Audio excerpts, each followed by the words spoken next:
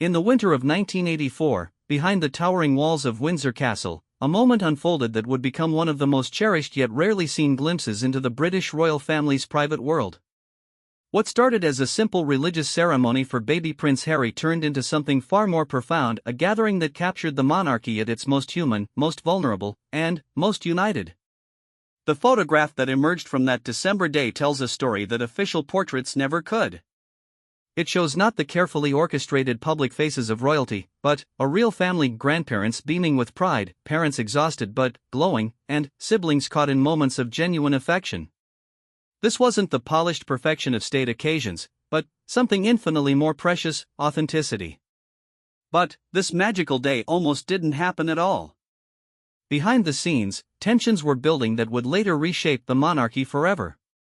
Palace staff whispered of heated discussions, protocol was bent in ways that made courtiers nervous, and decisions were made that broke centuries of tradition.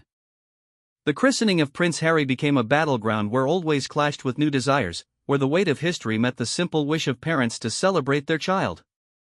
What makes this moment so extraordinary isn't just what we can see in that treasured photograph, but everything that happened beyond the camera's lens, the conversations that were never recorded, the emotions that protocol demanded be hidden, and the small rebellions that would echo through the royal family for decades to come.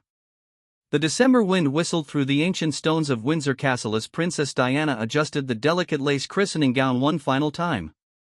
Her 4-month-old son, Prince Henry Charles Albert David, soon to be known to the world as Harry, slept peacefully in her arms, unaware that this day would mark one of the most significant gatherings of the British royal family in recent memory.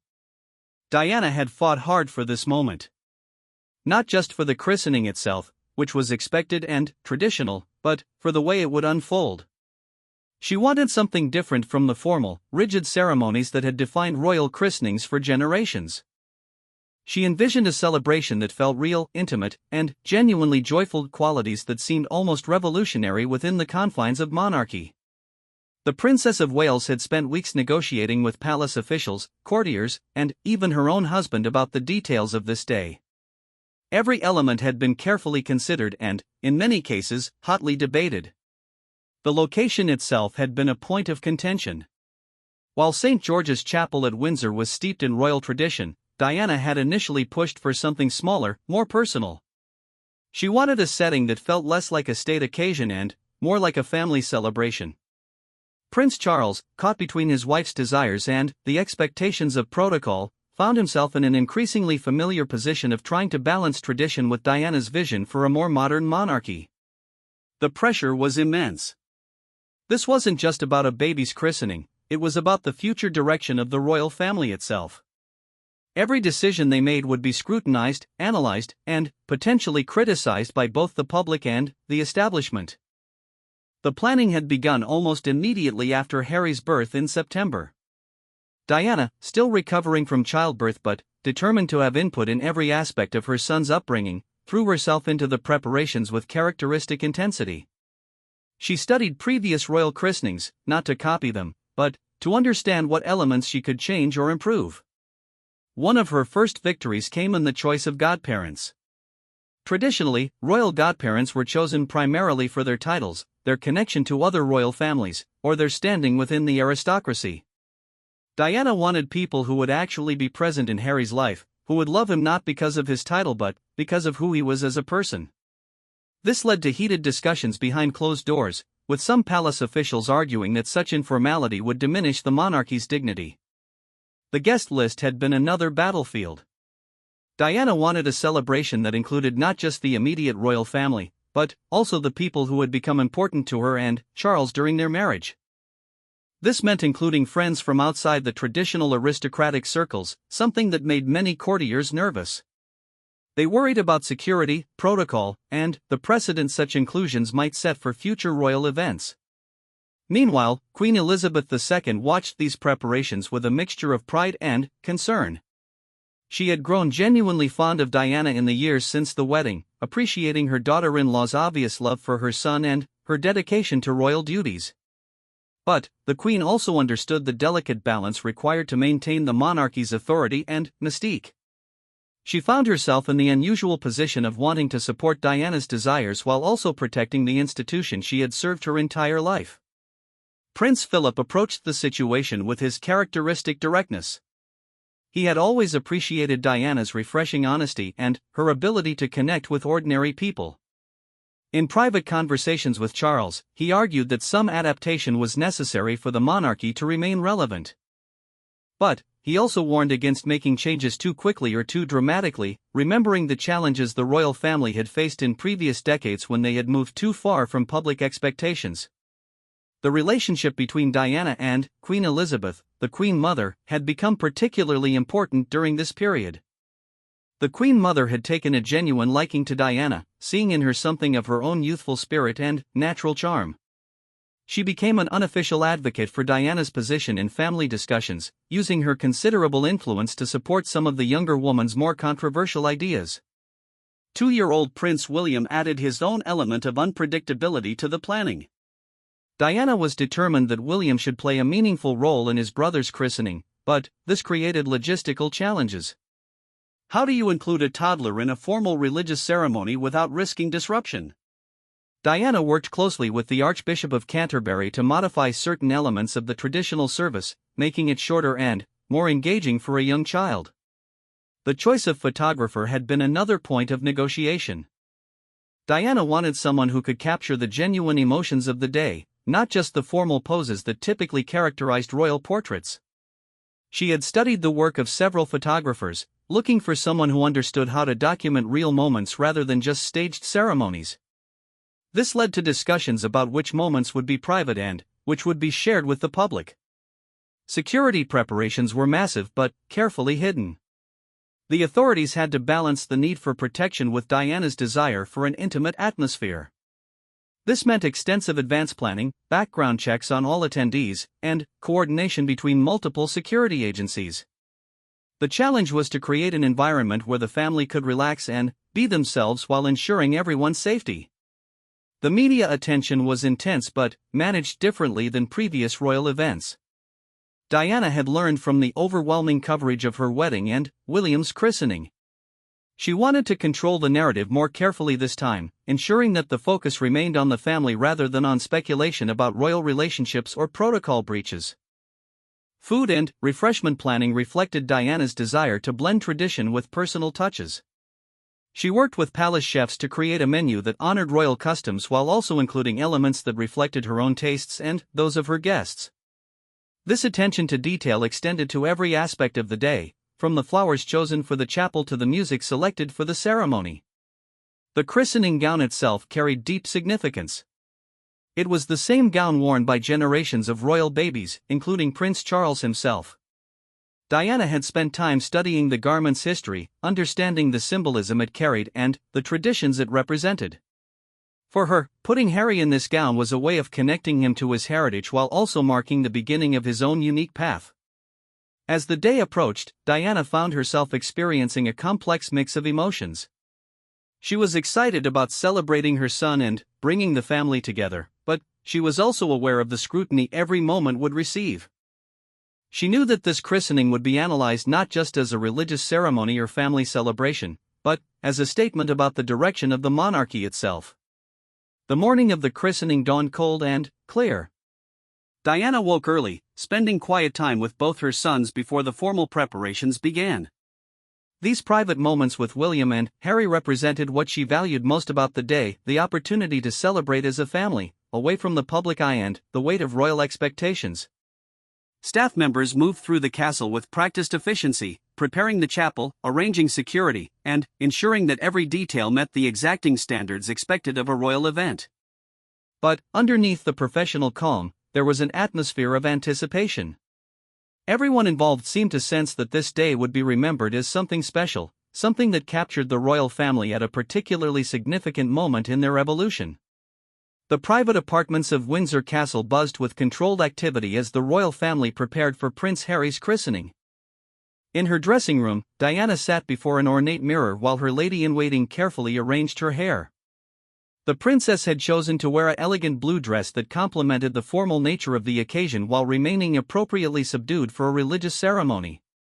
Diana's choice of outfit had been deliberate and carefully considered. She understood that every element of her appearance would be photographed, analyzed, and discussed in newspapers around the world.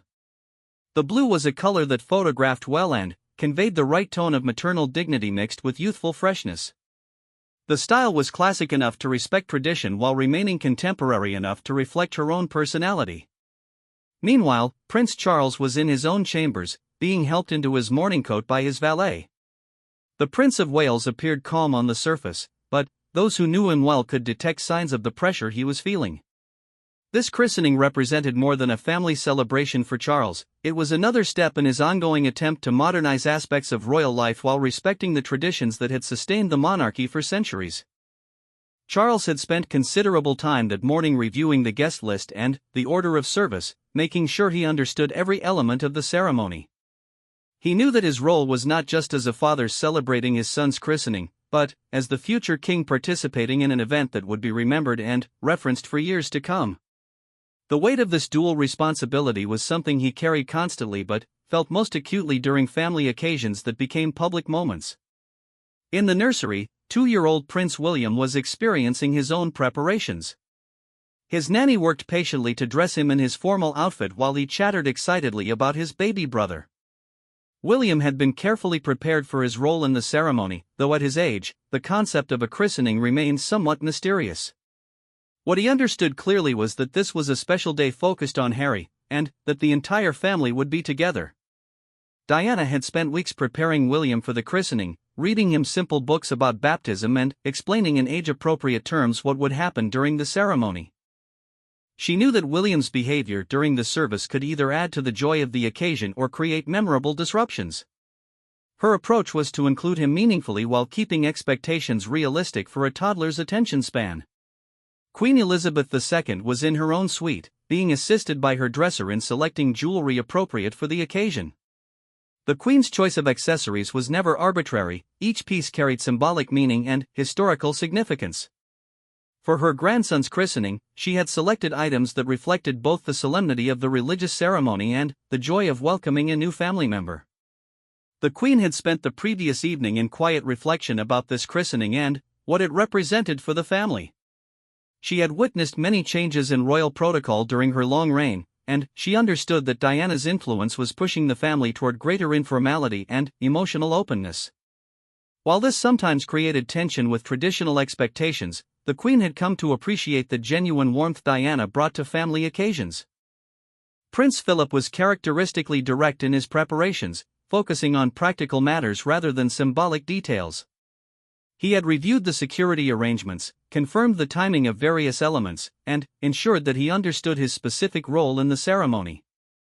Philip's approach to family events was always grounded in efficiency and clear expectations, but those close to him knew that he was genuinely excited about celebrating his grandson.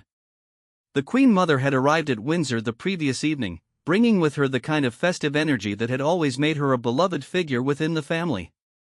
At 84, she retained the enthusiasm and curiosity that had endeared her to the British public for decades.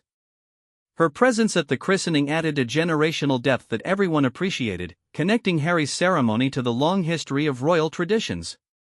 The Queen Mother had spent time with Diana the evening before, offering advice and sharing stories from previous royal christenings. These conversations had helped Diana feel more connected to the historical significance of the occasion while also receiving encouragement for her own approach to celebrating her son. The Queen Mother's support had become increasingly important to Diana as she navigated the complexities of royal life. Princess Margaret brought her own distinctive energy to the preparations. Known for her wit and sometimes unpredictable personality, Margaret had developed a warm relationship with Diana based on mutual respect and shared irreverence toward some royal protocols. Her presence always added an element of spontaneity to family gatherings, something that both delighted and occasionally concerned other family members. The arrangements for Harry himself required special attention. At 4 months old, he was at an age where his comfort and well-being needed constant monitoring. Diana had worked closely with the royal physician to ensure that the timing of the ceremony aligned with Harry's natural rhythms. She wanted him to be alert and content during the service, which meant careful coordination of his feeding schedule and rest periods. The christening gown had been carefully prepared by palace staff who specialized in maintaining historical garments. This particular gown had been worn by royal babies for over a century, and its preservation required expert handling. Diana had requested a private viewing of the gown several days before the ceremony, wanting to understand its history and significance before placing Harry in this piece of living royal heritage. The chapel itself underwent careful preparation to accommodate the specific needs of this ceremony. While St. George's Chapel was regularly used for royal services, each event required unique arrangements. The positioning of seating, the placement of photography equipment, and the coordination of security all needed to be perfectly orchestrated to create an environment that felt both sacred and intimate. Floral arrangements had been chosen to reflect the season while maintaining appropriate dignity for a religious ceremony. Diana had requested that the flowers convey warmth and celebration rather than formality, leading to discussions with palace florists about how to achieve this balance. The final arrangements included elements that honored tradition while also reflecting Diana's preference for natural beauty over rigid formality. The coordination between various palace departments was extensive and complex. The Lord Chamberlain's office worked with security services, household staff, religious officials, and media representatives to ensure seamless execution of every element. This level of organization was typical of royal events, but the emotional significance of family occasions added extra pressure to perform flawlessly. Kitchen staff prepared refreshments that would be served after the ceremony, working from menus that balanced traditional expectations with Diana's preferences for lighter, more contemporary fare. The challenge was creating food that would appeal to multiple generations while maintaining the level of presentation expected at royal functions. Diana had specifically requested that the refreshments feel celebratory rather than merely formal. Security preparations were thorough but discreet. Multiple agencies coordinated to protect the royal family while allowing them to move naturally throughout the castle. The goal was to create an atmosphere where family members could focus on celebrating Harry rather than worrying about their safety. This required careful advance planning and the presence of numerous personnel who remained largely invisible during the actual event. Communication between various family members during the preparation period revealed the complex dynamics that characterized royal relationships. Phone calls, private meetings, and informal conversations addressed everything from scheduling details to deeper questions about the ceremony's significance. These interactions showed how family occasions served multiple purposes beyond their obvious celebrations. Diana's personal staff worked closely with her throughout the morning, managing details that ranged from practical concerns about timing to emotional support as she prepared for another public appearance. The princess's relationship with her staff had evolved into something approaching genuine friendship, and their presence provided comfort during moments of stress or uncertainty. The atmosphere throughout the castle reflected a unique blend of excitement, formality, and genuine family affection. Staff members who had served the royal family for years noted that this christening felt different from previous ceremonies, carrying an energy that seemed more relaxed and authentic. This atmosphere would prove crucial to creating the memorable moments that would define this particular day in royal history. The ancient bells of Windsor Castle chimed as the royal family made their way through the corridors towards St. George's Chapel. Diana walked carefully, cradling Prince Harry in her arms, while Prince William held his father's hand with the serious concentration that characterized his participation in formal occasions. The procession through the castle felt both ceremonial and intimate, observed by palace staff who had gathered along the route to witness this historic moment. Diana had requested that the walk to the chapel be unhurried, allowing time for the family to settle into the rhythm of the day. She understood that rushing would create tension that could affect Harry's mood and the overall atmosphere of the ceremony. This attention to emotional pacing reflected her growing confidence in shaping royal events to better serve their human purposes rather than simply following established protocols. St. George's Chapel welcomed the family with its soaring Gothic architecture and magnificent stained glass windows that cast jeweled light across the stone floors. The chapel had been the setting for countless royal ceremonies over the centuries, but Diana had worked with the Archbishop of Canterbury to modify certain traditional elements, making the service more accessible for family members while maintaining its spiritual significance. Prince William entered the chapel with obvious curiosity, looking around at the familiar yet transformed space. Diana had brought him to the chapel several times during the preparation period, helping him become comfortable with the environment and understand what would happen during the ceremony. His calm demeanor reflected both careful preparation and his natural adaptability to royal occasions. The Archbishop of Canterbury greeted the family with warmth that balanced appropriate reverence with genuine personal connection. He had spent considerable time with Diana and Charles discussing their vision for the ceremony, working to create a service that honored traditional liturgy while also reflecting the family's contemporary values and their desire for meaningful celebration rather than mere obligation. Queen Elizabeth II entered the chapel with the dignified bearing that had characterized her participation in royal ceremonies throughout her reign. However, those who knew her well could detect subtle signs of her personal investment in this particular occasion.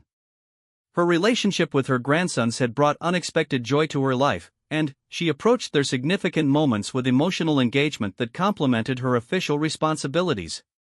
The seating arrangements reflected careful consideration of family dynamics and protocol requirements. Diana had advocated for positioning that would allow family members to see each other during the ceremony, creating opportunities for the kind of natural interaction that would make the occasion feel genuinely celebratory.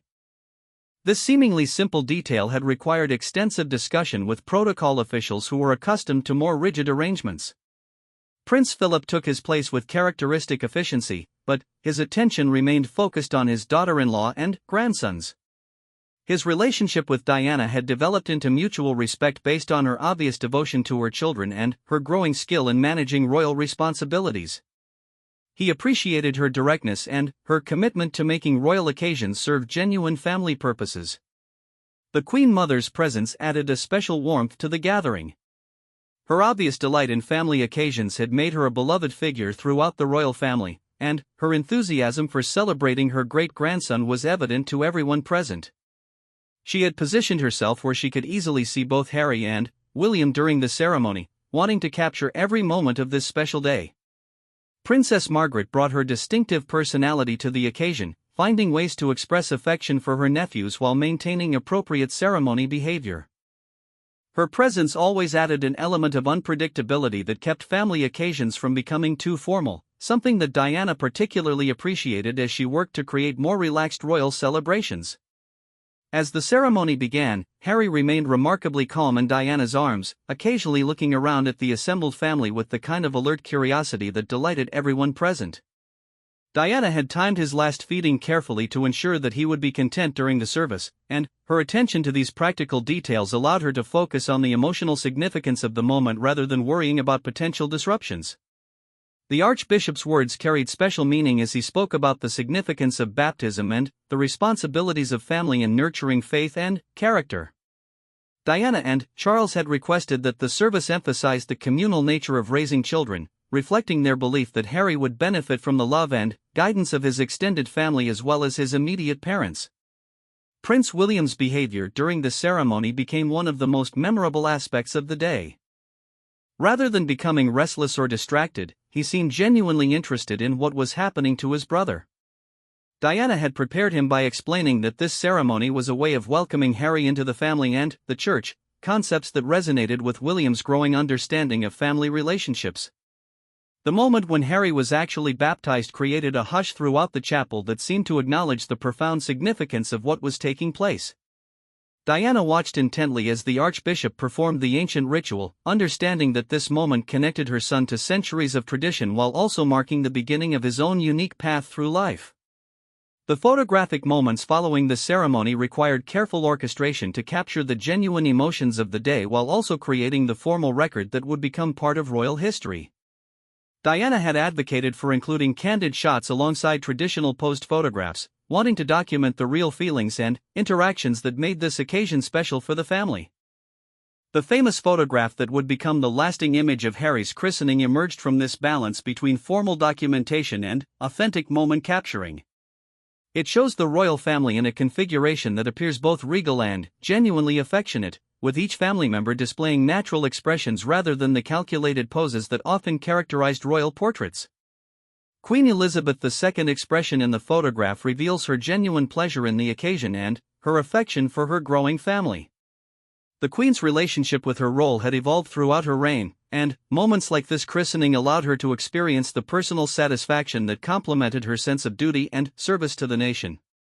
Prince Charles appears relaxed and genuinely happy in the photograph, a reflection of the success Diana had achieved in creating an atmosphere where family celebration took precedence over protocol anxiety.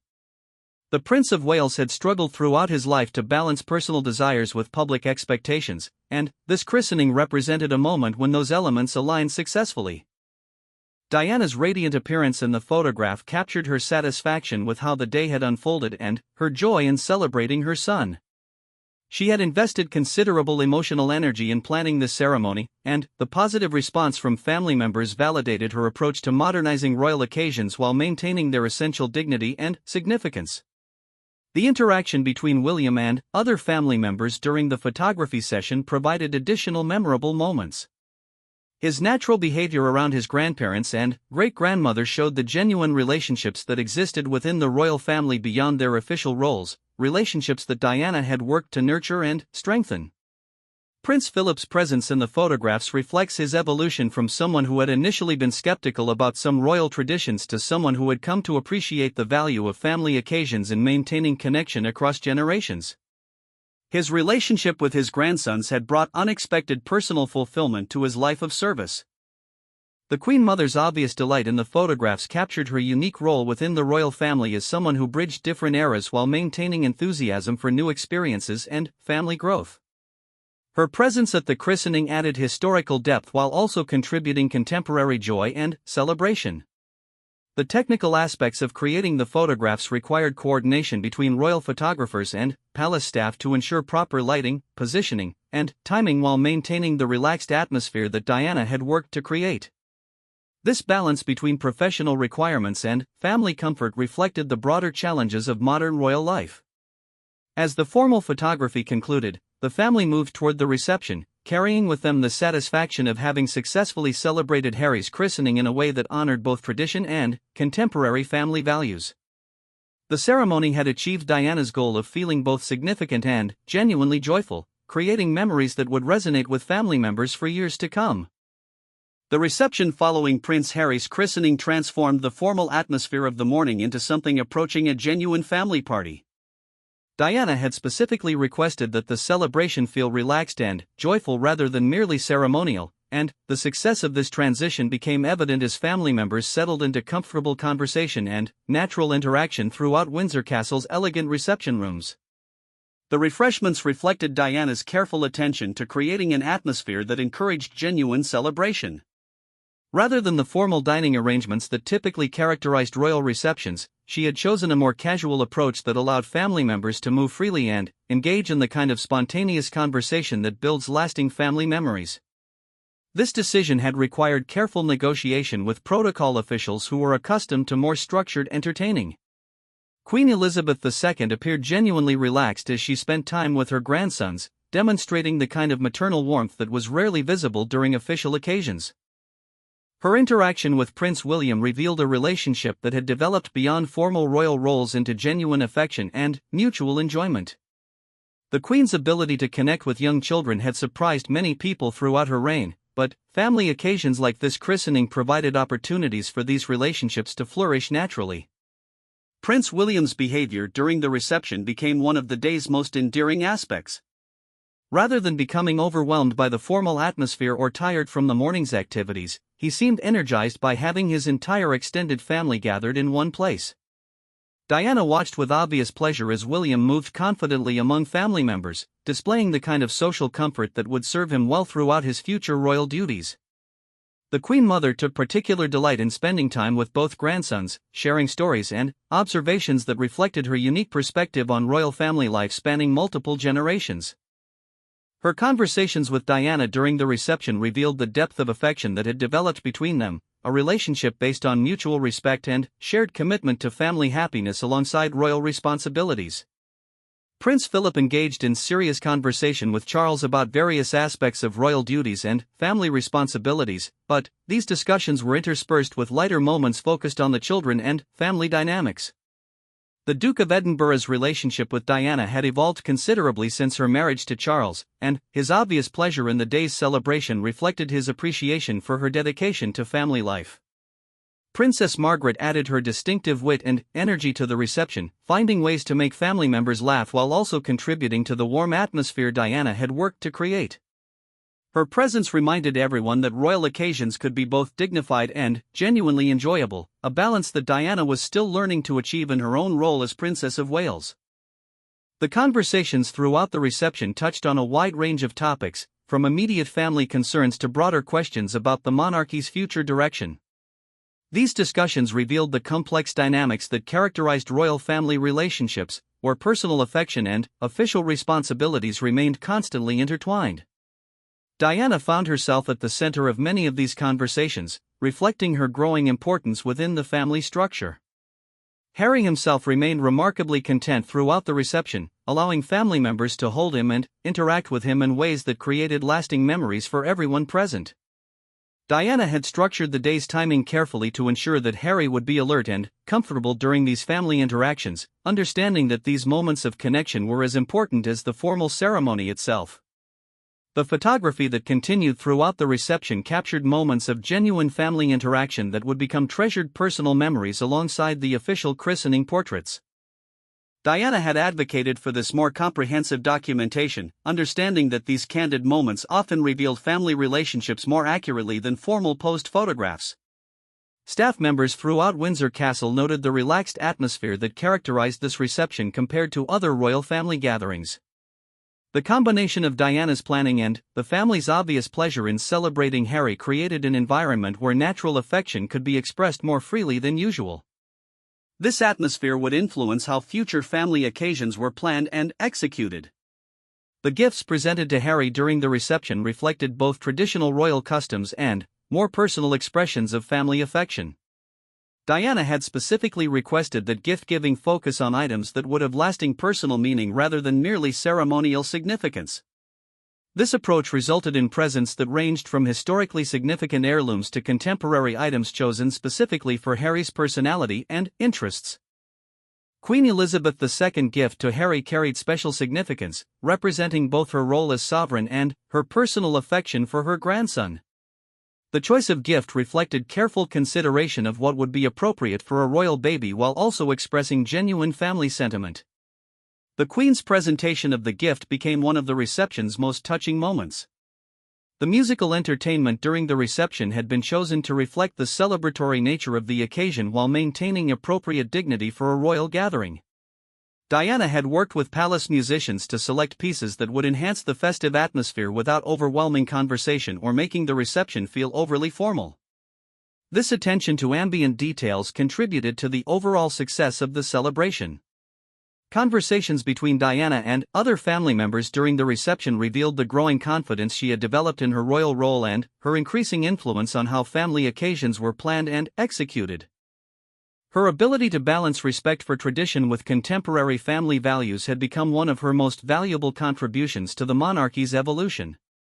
The reception provided opportunities for family members to discuss Harry's future in ways that went beyond immediate ceremonial concerns to consider his long-term development and the role he would eventually play within the royal family.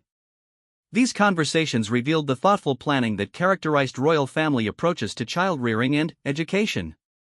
Prince Charles's interactions with various family members during the reception showed his satisfaction with how the day had unfolded and his appreciation for Diana's efforts in creating such a successful celebration. His relationship with Diana had been tested by the pressures of royal life, but occasions like this christening demonstrated their ability to work together effectively when focused on family priorities. The informal conversations that took place during the reception addressed various aspects of royal family life that were rarely discussed publicly but that significantly influenced family dynamics and decision-making. These discussions revealed the complexity of maintaining family relationships while also fulfilling official royal responsibilities. As the reception continued, the atmosphere became increasingly relaxed, with family members sharing personal stories and observations that reinforced their connections to each other and their collective commitment to family happiness. Diana watched these interactions with obvious satisfaction, understanding that she had successfully created the kind of family occasion she had envisioned when planning the christening. The transition from formal ceremony to informal celebration had been achieved so smoothly that many family members commented on how natural and comfortable the entire day had felt. This success reflected Diana's growing skill in balancing royal protocol with genuine family needs, a talent that would influence how future royal celebrations were planned and executed. The photography that concluded the reception captured family members in states of genuine relaxation and happiness, providing a visual record of the successful celebration that Diana had worked so hard to create. These final images would become some of the most treasured photographs in royal family collections, representing a day when tradition and contemporary family values achieved perfect harmony. As the winter afternoon light faded over Windsor Castle, the christening celebration of Prince Harry drew to a close, leaving behind memories that would resonate through the royal family for decades to come. The success of the day extended far beyond the immediate joy of celebrating a new family member. It represented a significant moment in the ongoing evolution of the British monarchy and the establishment of family traditions that would influence future generations. Diana spent the final hours of the celebration moving quietly through the reception rooms, speaking personally with each family member and ensuring that everyone felt genuinely appreciated for their participation in Harry's special day. Her attention to these individual connections revealed the depth of her commitment to strengthening family relationships and her understanding that royal occasions served multiple purposes beyond their immediate ceremonial significance. The conversations that took place during these final hours touched on subjects that would prove prophetic for the royal family's future. Family members discussed the balance between tradition and change, the importance of maintaining genuine family relationships despite the pressures of public life, and the hope that Harry's generation would benefit from lessons learned by their predecessors about navigating royal responsibilities. Queen Elizabeth II's private moments with Diana during the conclusion of the celebration revealed the growing respect and affection that had developed between them. The Queen's appreciation for Diana's efforts in creating such a successful family occasion was evident in her personal comments and her obvious satisfaction with how the day had unfolded. These interactions strengthened a relationship that would become increasingly important for both women. Prince Charles reflected on the day's success with a mixture of pride and contemplation about the future. His partnership with Diana in planning and executing the christening had demonstrated their ability to work together effectively when focused on family priorities. This collaboration offered hope for their continued ability to navigate the complexities of royal marriage and parenting. The Queen Mother's departure from Windsor carried with it expressions of genuine delight about the day's celebration and anticipation for future occasions when the family would gather to mark significant moments in Harry's life. Her enthusiasm for family occasions had always been infectious, and her obvious pleasure in Harry's christening reinforced the importance of maintaining strong intergenerational connections within the royal family. Prince William's experience of the christening would prove formative in his understanding of family relationships and royal responsibilities. The attention and care with which the adults had included him in his brother's celebration taught him important lessons about the value of family support and the joy that could be found in marking significant life occasions together. The staff throughout Windsor Castle began the process of documenting and preserving elements from the christening that would become part of royal family history. This careful preservation reflected an understanding that the day had achieved something special in terms of balancing tradition with contemporary family values, creating a template that could inform future royal celebrations. The photographs from Harry's christening would eventually become some of the most beloved images in royal family collections, not only for their formal beauty but for their successful capture of genuine family affection and happiness. The decision to include both formal portraits and candid shots created a comprehensive visual record that served both official and personal purposes. Diana's personal reflection on the day revealed her satisfaction with having successfully created the kind of family celebration she had envisioned when planning began months earlier. Her ability to balance respect for royal tradition with contemporary family values had resulted in an occasion that felt both significant and genuinely joyful for all participants. The religious significance of Harry's christening extended beyond the immediate ceremony to encompass broader questions about faith, family, and the values that would guide his upbringing. The conversations that took place throughout the day about these deeper matters established foundations for Harry's moral and spiritual development that would influence him throughout his life. The media coverage of the christening, while carefully managed, succeeded in conveying the warmth and authenticity that had characterized the private family celebration. This public sharing of family happiness helped strengthen the connection between the royal family and the British people, demonstrating that royal occasions could be both dignified and genuinely relatable. The success of Harry's christening established precedents for future royal family celebrations that emphasized genuine family connection alongside traditional ceremonial elements. Diana's approach to planning and executing the event influenced how subsequent christenings, birthdays, and other family occasions would be conceived and carried out. The relationships that were strengthened during Harry's christening celebration would prove crucial for family stability during challenging periods that lay ahead.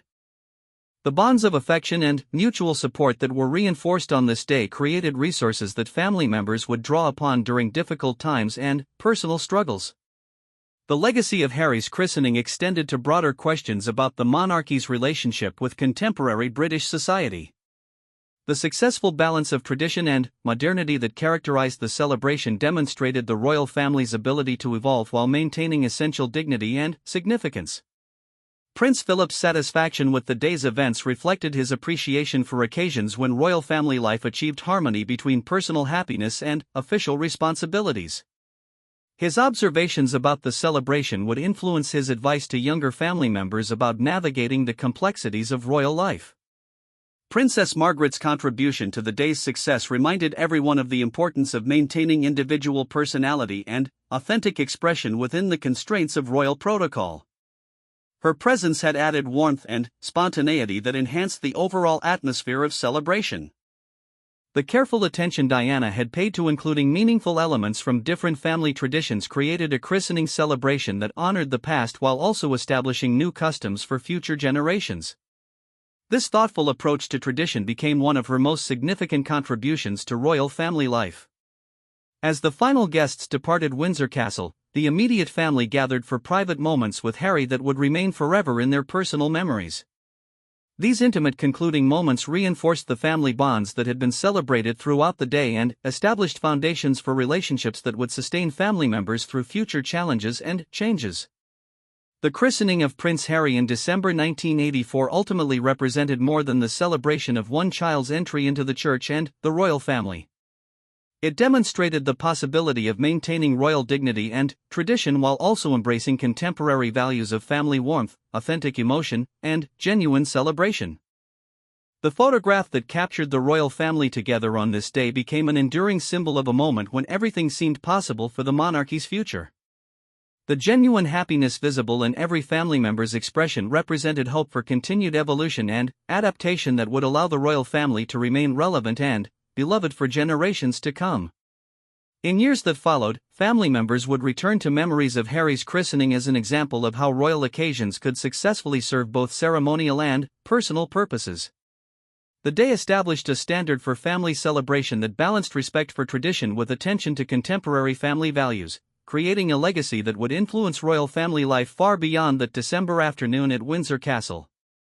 The love that surrounded Prince Harry on his christening day created foundations for the confident, compassionate person he would become. The family bonds that were strengthened during this celebration provided him with resources for navigating the unique challenges and opportunities of royal life while maintaining connection to the values and relationships that would always remain most important to him.